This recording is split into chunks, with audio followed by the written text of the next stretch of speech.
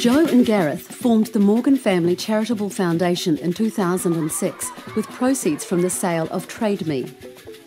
The focus of the foundation is on improving the lives of the poorest in the world and enabling people to participate in their society and workplaces to the full extent of their potential.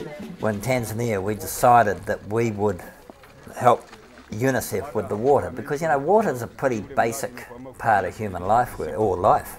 If you don't have it, you're stuffed, sort of thing. UNICEF have been working in Tanzania for 20 years now, and we've been digging deep wells and shallow wells. So basically what we're trying to do is make sure that children have clean water. Children die very easily in Tanzania of diarrhoea. In fact, it's the second most common cause of death in Tanzania. We can't imagine it back home in New Zealand. When we have diarrhoea, we just take a couple of tablets and we're fine. But here, it kills children in their droves. Here we are on the sort of shores of Lake Victoria, or quite close to it, and these people don't have any water. And you say, what?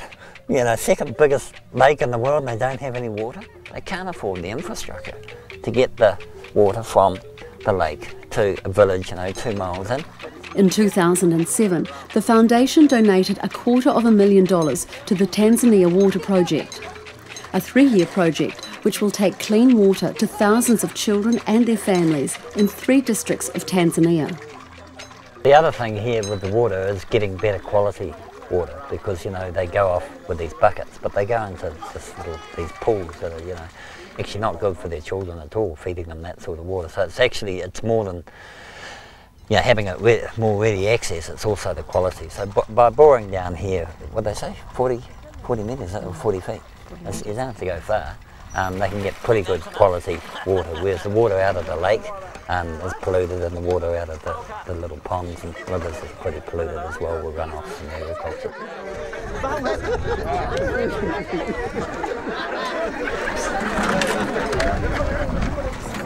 Imagine doing that for 3 to 5 Ks. That's just, and I'm seeing young girls with buckets that size. Where do they get their strength? Necessity, I suppose. No, that's right, amazing. And this temperature, it's good water though, it looks really clean. Their deportment is absolutely wonderful, I've got to say that, and I've tried to actually lift these buckets of water or grain up, and it's incredibly heavy. It's about 20 kilograms often on a woman's head.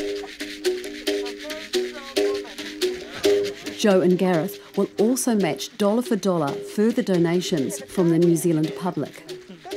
They are thanking you in their local dialect because they can't speak it. So for us it's a great privilege to be able to play some small part in helping the people of the villages have easier access to water and to better quality water.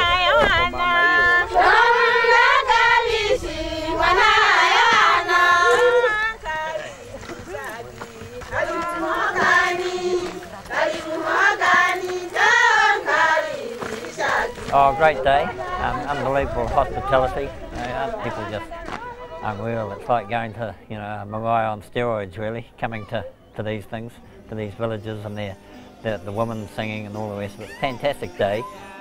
In terms of, why we're here, which is they have stuff all water, and we've seen the evidence for that. It's pretty parched here, and we're not even into the dry season proper yet. You've got to do something, something has to be done. I mean, the real issue, one of the big issues is there's too many of them. There's so many people here.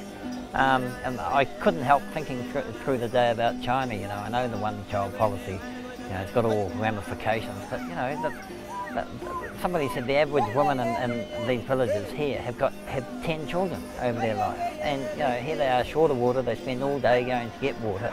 So you sort of almost like to socially engineer, wouldn't you?